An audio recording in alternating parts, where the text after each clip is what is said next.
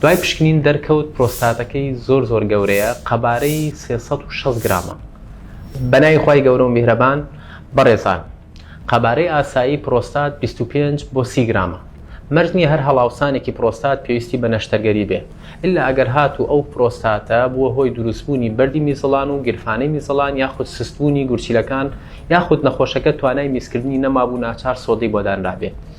چارەخوازێکمان کە سەردانی کردین توانای میزکردنی نەبوو، بەردی میزەڵانی هەبوو، سستبوونیەک لە گورچیلەکانی دروست بوو.